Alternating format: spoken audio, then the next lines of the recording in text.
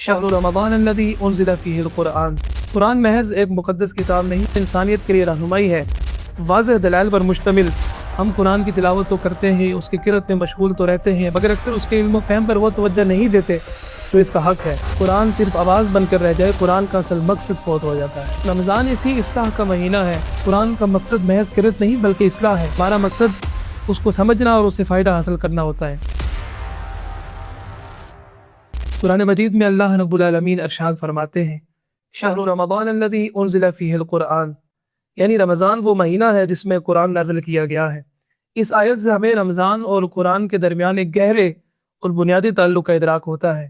اور ماہ رمضان کی عظمت صرف اس لیے نہیں ہے کہ اس میں روزے رکھنے کا حکم دیا گیا ہے، بلکہ اس کی عظمت اس لیے بھی ہے کیونکہ اللہ رب العالمین نے اس ماہ کے اندر اپنا آخری پیغام اور آخری ہدایت انسانیت تک پہنچائی ہے۔ قرآن محض ایک مقدس کتاب نہیں بلکہ ہدایت کی کتاب ہے۔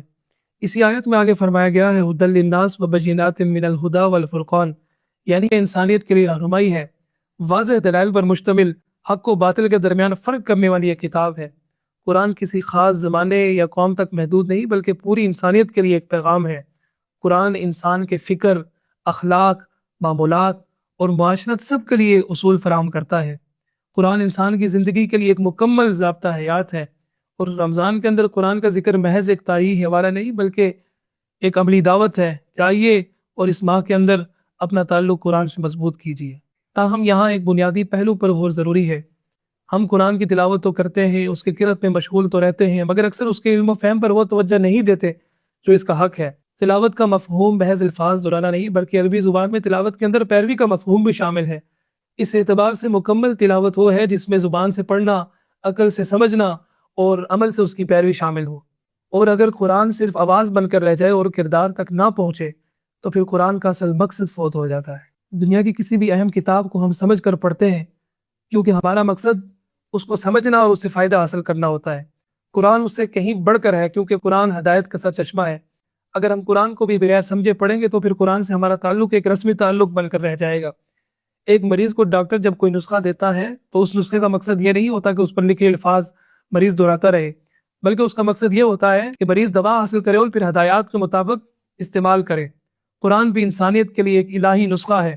قرآن کا مقصد محض قرأت نہیں بلکہ اصلاح ہے، دل کی اصلاح، فکر کی اصلاح اور عمل کی اصلاح۔ رمضان اسی اصلاح کا مہینہ ہے، ایک اسپرچل ٹرانسفارمیشن کا وقت ہے۔ یہ وہ وقت ہے جب قرآن ہمارے قریب آتا ہے، اس کی تلاوت عام ہو جاتی ہے اور مساجد میں اس کی آواز گونجنے لگتی ہے، مگر اس کثرت تلاوت کے ساتھ اگر قرآن کا فہم اور اس پر عمل شامل نہ ہو تو قرآن سے تعلق ایک رسمی تعلق اور ایک ادھورا تعلق بن کر رہ جاتا ہے۔ اس مہینے کی حقیقی قدر اس وقت سامنے آتی ہے جب قرآن ہماری زندگی کے فیصلوں میں، ہمارے اخلاق میں اور ہمارے رویوں میں نظر آنے لگ جائے۔ رمضان کا مرکز قرآن ہے اور قرآن کا مرکز ہدایت ہے۔